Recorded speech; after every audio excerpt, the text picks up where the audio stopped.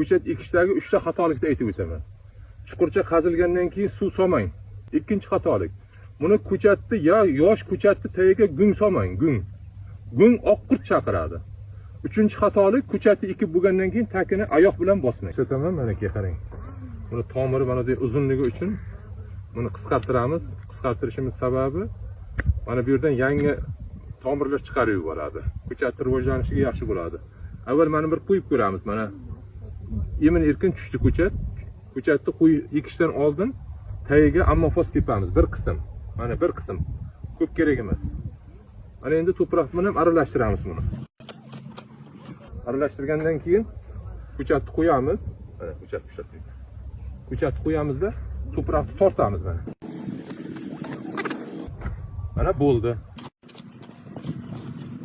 Ana endi bunga suv solamiz. Buni tayini bosmaymiz.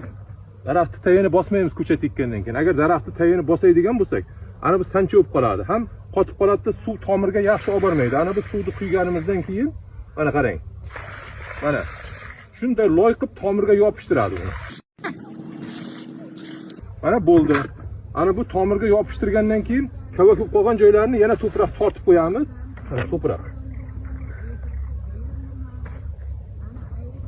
Bo'ldi, ana ko'chat ekildi.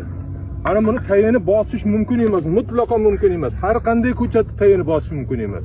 Agar bosadigan bo'lsangiz, bu daraxt sancha bo'lib qoladi, tayi daraxt rivojlanmaydi, o'smaydi.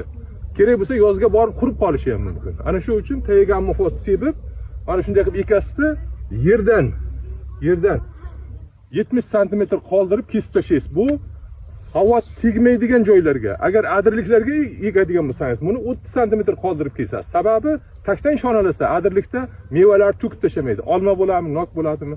Ana shunday bo'ladi. Bizning bog'dorchilik sirlari kanalimizga obuna bo'ling. Mana shu ko'chatlar haqida ma'lumot berib boraveramiz.